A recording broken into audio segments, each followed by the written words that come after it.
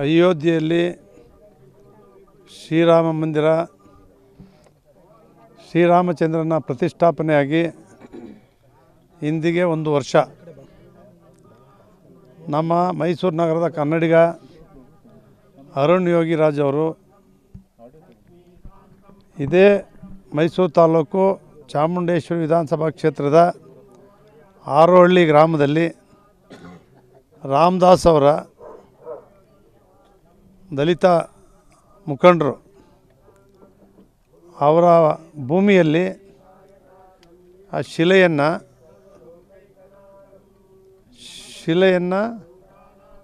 ಕೆತ್ತಿ ಇಲ್ಲಿಂದನೇ ಭಾಳ ದಿವಸದಿಂದ ಆ ಕಲ್ಲನ್ನು ಏನು ಹುಡುಕ್ತಾಯಿದ್ರು ಅದಿಲ್ಲೇ ಸೂಕ್ತವಾಗಿದೆ ಅಂಥೇಳಿ ಇಲ್ಲಿಂದನೇ ಇದನ್ನು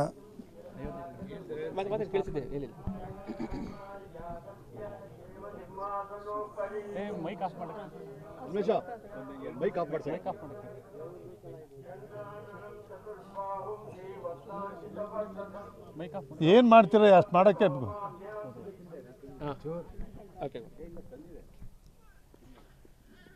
ಚಾಮುಂಡೇಶ್ವರಿ ವಿಧಾನಸಭಾ ಕ್ಷೇತ್ರದ ಮೈಸೂರು ತಾಲೂಕು ಆರೋಹಳ್ಳಿ ಗ್ರಾಮದ ರಾಮದಾಸ್ ಅವರ ಸ್ವಂತ ಜಮೀನಿನಲ್ಲಿ ಶ್ರೀರಾಮಚಂದ್ರನ ಕೆತ್ತನೆಯ ಶಿಲೆ ಈ ಭೂಮಿಯಲ್ಲಿ ಸಿಕ್ಕಿ ಇಲ್ಲಿಂದನೇ ಭಾಳಷ್ಟು ಕಡೆ ಹುಡುಕಿದ್ರು. ಅದು ಇದು ಮಾತ್ರ ಸೂಕ್ತ ಅಂಥೇಳಿ ತೆಗೆದುಕೊಂಡೋಗಿ ಇವತ್ತು ಪ್ರತಿಷ್ಠಾಪನೆ ಮಾಡಿರ್ತಕ್ಕಂಥದ್ದು ಪ್ರಪಂಚವನ್ನೇ ನೋಡಿರ್ತಕ್ಕಂಥದ್ದು. ಅಂಥ ಒಂದು ಪುಣ್ಯ ಭೂಮಿ, ಪವಿತ್ರವಾದ ಭೂಮಿ, ಪವಿತ್ರವಾದ ಶಿಲೆ ಇಲ್ಲಿ ಸಿಕ್ಕಿದೆ ಅಂತಕ್ಕಂಥದ್ದು ನಮಗೆಲ್ಲರೂ ಕೂಡ ಒಂದು ಸಂತೋಷದ ವಿಚಾರ, ಅದಕ್ಕೂ ಹೆಮ್ಮೆ ಪಡ್ತಕ್ಕಂಥ ವಿಚಾರ. ಇವತ್ತು ನಮ್ಮ ನಾಡಿನಲ್ಲಿ ಕರ್ನಾಟಕದ ಈ ಕನ್ನಡಿಗ ಅರುಣ್ ಯೋಗಿರಾಜ್ ಅವರು ಒಂದು ಕಡೆ ಶಿಲ್ಪಿ ಅದನ್ನು ಮಾಡಿದರೆ, ಇದೇ ಗ್ರಾಮದ ಹಳ್ಳಿಯ ರಾಮದಾಸ್ ಅವರ ಜಮೀನಿನಲ್ಲಿ ಶಿಲೆ ಸಿಕ್ಕಿರ್ತಕ್ಕಂಥದ್ದು ಕೂಡ ಒಂದು ಪವಿತ್ರವಾದಂಥ ಭೂಮಿ, ಪವಿತ್ರವಾದ ನೆಲ ಅಂತೇಳಿ ತಿಳ್ಕೊಂಡು ನಾವು ಕಳೆದ ವರ್ಷವೂ ಕೂಡ ಇಲ್ಲಿ ಪೂಜಾ ಕಾರ್ಯಕ್ರಮವನ್ನು ನೆರವೇರಿಸಿದ್ವಿ. ಅಲ್ಲಿ ಪುರೋಹಿತರು ಅಯೋಧ್ಯೆ ಶ್ರೀರಾಮನ ಸನ್ನಿಧಿಯ ಮಣ್ಣನ್ನು ಕೂಡ ತಂದು ಇಲ್ಲಿ ಹಾಕಿ ಒಂದು ದೊಡ್ಡ ಪೂಜೆಯನ್ನು ಕೂಡ ನೆರವೇರಿಸಿ ಹೋಗಿದ್ದಾರೆ. ಇಂದಿಗೆ 1 ವರ್ಷ ಆಗಿದೆ. ಇವತ್ತು ನಾವೆಲ್ಲರೂ ಕೂಡ ಸೇರಿ ಭಕ್ತಿಯಿಂದ ಸರಳವಾಗಿ ಇವತ್ತು ಶ್ರೀರಾಮಚಂದ್ರನ ಆರಾಧನೆಯನ್ನು ಮಾಡ್ತಕ್ಕಂಥ ಒಂದು ಕಾರ್ಯಕ್ರಮವನ್ನು ಇವತ್ತಿಲ್ಲಿ ಮಾಡಿದ್ದೇವೆ. ನಮಗೆ ಒಂದು ಕನಸಿದೆ, ಇಲ್ಲಿಯೂ ಕೂಡ ದಕ್ಷಿಣ ಪ್ರಾಂತ್ಯದಲ್ಲಿ ನಮ್ಮ ಕರ್ನಾಟಕದ ರಾಜ್ಯದಲ್ಲಿ ಇಲ್ಲೂ ಒಂದು ಶ್ರೀರಾಮ ಮಂದಿರವನ್ನು ನಿರ್ಮಾಣ ಮಾಡಬೇಕು ಅಂತಕ್ಕಂಥ ಕನಸನ್ನು ಇಟ್ಕೊಂಡಿದ್ದೇವೆ.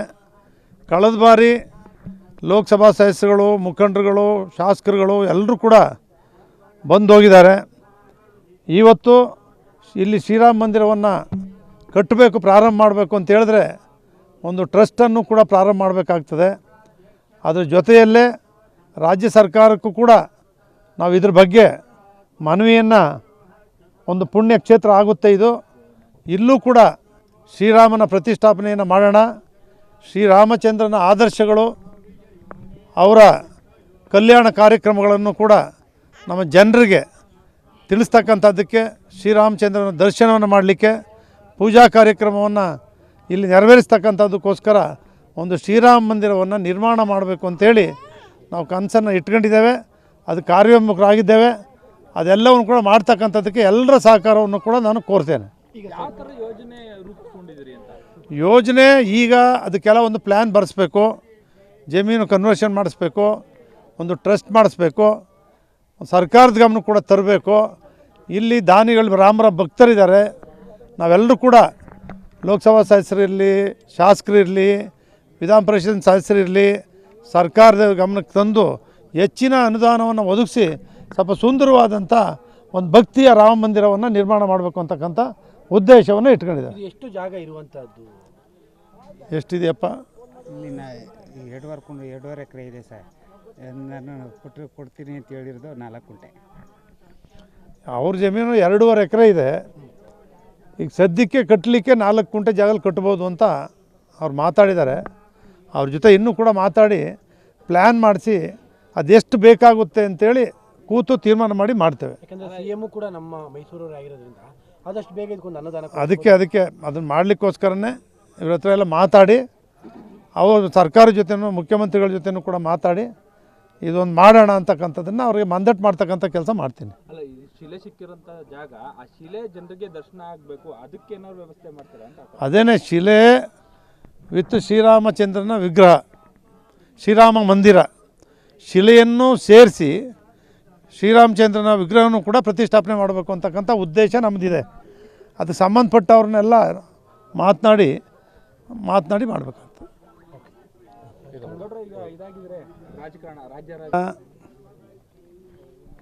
ಅಯೋಧ್ಯೆಯಲ್ಲಿ ಶ್ರೀರಾಮ ಮಂದಿರ, ಶ್ರೀರಾಮಚಂದ್ರನ ಪ್ರತಿಷ್ಠಾಪನೆಯಾಗಿ ಇಂದಿಗೆ 1 ವರ್ಷ. ನಮ್ಮ ಮೈಸೂರು ನಗರದ ಕನ್ನಡಿಗ ಅರುಣ್ ಯೋಗಿರಾಜ್ ಅವರು ಇದೇ ಮೈಸೂರು ತಾಲೂಕು ಚಾಮುಂಡೇಶ್ವರಿ ವಿಧಾನಸಭಾ ಕ್ಷೇತ್ರದ ಆರೋಹಳ್ಳಿ ಗ್ರಾಮದಲ್ಲಿ ರಾಮದಾಸ್ ಅವರ ದಲಿತ ಮುಖಂಡರು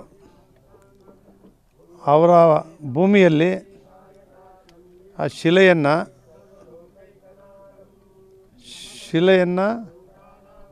ಕೆತ್ತಿ ಇಲ್ಲಿಂದನೇ ಭಾಳ ದಿವಸದಿಂದ ಆ ಕಲ್ಲನ್ನು ಏನು ಹುಡುಕ್ತಾಯಿದ್ರು ಅದಿಲ್ಲೇ ಸೂಕ್ತವಾಗಿದೆ ಅಂಥೇಳಿ ಇಲ್ಲಿಂದನೇ ಇದನ್ನು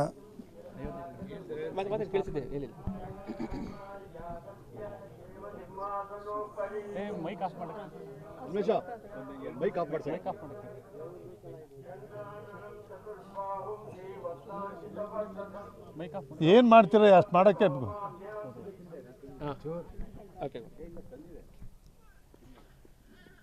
ಚಾಮುಂಡೇಶ್ವರಿ ವಿಧಾನಸಭಾ ಕ್ಷೇತ್ರದ ಮೈಸೂರು ತಾಲೂಕು ಆರೋಹಳ್ಳಿ ಗ್ರಾಮದ ರಾಮದಾಸ್ ಅವರ ಸ್ವಂತ ಜಮೀನಿನಲ್ಲಿ ಶ್ರೀರಾಮಚಂದ್ರನ ಕೆತ್ತನೆಯ ಶಿಲೆ ಈ ಭೂಮಿಯಲ್ಲಿ ಸಿಕ್ಕಿ ಇಲ್ಲಿಂದನೇ ಭಾಳಷ್ಟು ಕಡೆ ಹುಡುಕಿದ್ರು. ಅದು ಇದು ಮಾತ್ರ ಸೂಕ್ತ ಅಂಥೇಳಿ ತೆಗೆದುಕೊಂಡು ಹೋಗಿ ಇವತ್ತು ಪ್ರತಿಷ್ಠಾಪನೆ ಮಾಡಿರ್ತಕ್ಕಂಥದ್ದು ಪ್ರಪಂಚವನ್ನೇ ನೋಡಿರ್ತಕ್ಕಂಥದ್ದು. ಅಂಥ ಒಂದು ಪುಣ್ಯ ಭೂಮಿ, ಪವಿತ್ರವಾದ ಭೂಮಿ, ಪವಿತ್ರವಾದ ಶಿಲೆ ಇಲ್ಲಿ ಸಿಕ್ಕಿದೆ ಅಂತಕ್ಕಂಥದ್ದು ನಮಗೆಲ್ಲರೂ ಕೂಡ ಒಂದು ಸಂತೋಷದ ವಿಚಾರ, ಅದಕ್ಕೂ ಹೆಮ್ಮೆ ಪಡ್ತಕ್ಕಂಥ ವಿಚಾರ. ಇವತ್ತು ನಮ್ಮ ನಾಡಿನಲ್ಲಿ ಕರ್ನಾಟಕದ ಈ ಕನ್ನಡಿಗ ಅರುಣ್ ಯೋಗಿರಾಜ್ ಅವರು ಒಂದು ಕಡೆ ಶಿಲ್ಪಿ ಅದನ್ನು ಮಾಡಿದರೆ, ಇದೇ ಗ್ರಾಮದ ಹಳ್ಳಿಯ ರಾಮದಾಸ್ ಅವರ ಜಮೀನಿನಲ್ಲಿ ಶಿಲೆ ಸಿಕ್ಕಿರ್ತಕ್ಕಂಥದ್ದು ಕೂಡ ಒಂದು ಪವಿತ್ರವಾದಂಥ ಭೂಮಿ, ಪವಿತ್ರವಾದ ನೆಲ ಅಂತೇಳಿ ತಿಳ್ಕೊಂಡು ನಾವು ಕಳೆದ ವರ್ಷವೂ ಕೂಡ ಇಲ್ಲಿ ಪೂಜಾ ಕಾರ್ಯಕ್ರಮವನ್ನು ನೆರವೇರಿಸಿದ್ವಿ. ಅಲ್ಲಿ ಪುರೋಹಿತರು ಅಯೋಧ್ಯೆ ಶ್ರೀರಾಮನ ಸನ್ನಿಧಿಯ ಮಣ್ಣನ್ನು ಕೂಡ ತಂದು ಇಲ್ಲಿ ಹಾಕಿ ಒಂದು ದೊಡ್ಡ ಪೂಜೆಯನ್ನು ಕೂಡ ನೆರವೇರಿಸಿ ಹೋಗಿದ್ದಾರೆ. ಇಂದಿಗೆ 1 ವರ್ಷ ಆಗಿದೆ. ಇವತ್ತು ನಾವೆಲ್ಲರೂ ಕೂಡ ಸೇರಿ ಭಕ್ತಿಯಿಂದ ಸರಳವಾಗಿ ಇವತ್ತು ಶ್ರೀರಾಮಚಂದ್ರನ ಆರಾಧನೆಯನ್ನು ಮಾಡ್ತಕ್ಕಂಥ ಒಂದು ಕಾರ್ಯಕ್ರಮವನ್ನು ಇವತ್ತು ಇಲ್ಲಿ ಮಾಡಿದ್ದೇವೆ. ನಮಗೆ ಒಂದು ಕನಸಿದೆ, ಇಲ್ಲಿಯೂ ಕೂಡ ದಕ್ಷಿಣ ಪ್ರಾಂತ್ಯದಲ್ಲಿ ನಮ್ಮ ಕರ್ನಾಟಕದ ರಾಜ್ಯದಲ್ಲಿ ಇಲ್ಲೂ ಒಂದು ಶ್ರೀರಾಮ ಮಂದಿರವನ್ನು ನಿರ್ಮಾಣ ಮಾಡಬೇಕು ಅಂತಕ್ಕಂಥ ಕನಸನ್ನು ಇಟ್ಕೊಂಡಿದ್ದೇವೆ. ಕಳೆದ ಬಾರಿ ಲೋಕಸಭಾ ಸದಸ್ಯರುಗಳು, ಮುಖಂಡರುಗಳು, ಶಾಸಕರುಗಳು ಎಲ್ಲರೂ ಕೂಡ ಬಂದು ಹೋಗಿದ್ದಾರೆ. ಇವತ್ತು ಇಲ್ಲಿ ಶ್ರೀರಾಮ ಮಂದಿರವನ್ನು ಕಟ್ಟಬೇಕು, ಪ್ರಾರಂಭ ಮಾಡಬೇಕು ಅಂತ ಹೇಳಿದ್ರೆ ಒಂದು ಟ್ರಸ್ಟನ್ನು ಕೂಡ ಪ್ರಾರಂಭ ಮಾಡಬೇಕಾಗ್ತದೆ. ಅದರ ಜೊತೆಯಲ್ಲೇ ರಾಜ್ಯ ಸರ್ಕಾರಕ್ಕೂ ಕೂಡ ನಾವು ಇದ್ರ ಬಗ್ಗೆ ಮನವಿಯನ್ನು, ಒಂದು ಪುಣ್ಯ ಕ್ಷೇತ್ರ ಆಗುತ್ತೆ ಇದು, ಇಲ್ಲೂ ಕೂಡ ಶ್ರೀರಾಮನ ಪ್ರತಿಷ್ಠಾಪನೆಯನ್ನು ಮಾಡೋಣ.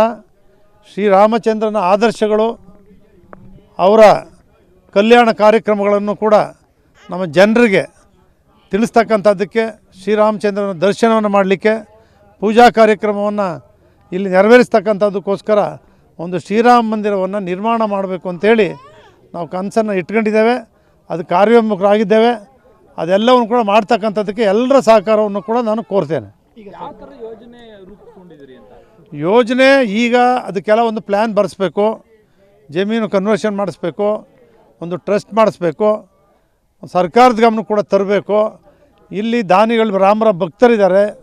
ನಾವೆಲ್ಲರೂ ಕೂಡ ಲೋಕಸಭಾ ಸದಸ್ಯರಿರಲಿ, ಶಾಸಕರಿರಲಿ, ವಿಧಾನ ಪರಿಷತ್ ಸದಸ್ಯರಿರಲಿ, ಸರ್ಕಾರದ ಗಮನಕ್ಕೆ ತಂದು ಹೆಚ್ಚಿನ ಅನುದಾನವನ್ನು ಒದಗಿಸಿ ಸ್ವಲ್ಪ ಸುಂದರವಾದಂಥ ಒಂದು ಭಕ್ತಿಯ ರಾಮ ಮಂದಿರವನ್ನು ನಿರ್ಮಾಣ ಮಾಡಬೇಕು ಅಂತಕ್ಕಂಥ ಉದ್ದೇಶವನ್ನು ಇಟ್ಕೊಂಡಿದ್ದಾರೆ. ಇದು ಎಷ್ಟು ಜಾಗ ಇರುವಂಥದ್ದು? ಎಷ್ಟಿದೆಯಪ್ಪ? ಇಲ್ಲಿ 2.5 ಎಕರೆ ಇದೆ ಸರ್. ನಾನು ಕೊಡ್ತೀನಿ ಅಂತ ಹೇಳಿರೋದು 4 ಗುಂಟೆ. ಅವ್ರ ಜಮೀನು 2.5 ಎಕರೆ ಇದೆ. ಈಗ ಸದ್ಯಕ್ಕೆ ಕಟ್ಟಲಿಕ್ಕೆ 4 ಗುಂಟೆ ಜಾಗದಲ್ಲಿ ಕಟ್ಬೋದು ಅಂತ ಅವ್ರು ಮಾತಾಡಿದ್ದಾರೆ.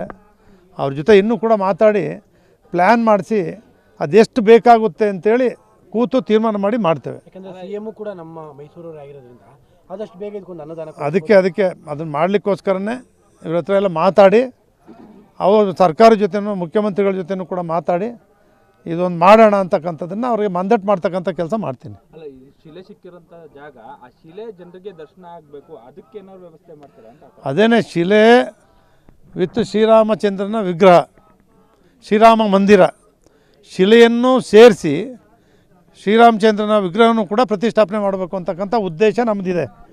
ಅದಕ್ಕೆ ಸಂಬಂಧಪಟ್ಟವ್ರನ್ನೆಲ್ಲ ಮಾತನಾಡಿ ಮಾಡಬೇಕಾಗ್ತದೆ. ಈಗ ಇದಾಗಿದ್ರೆ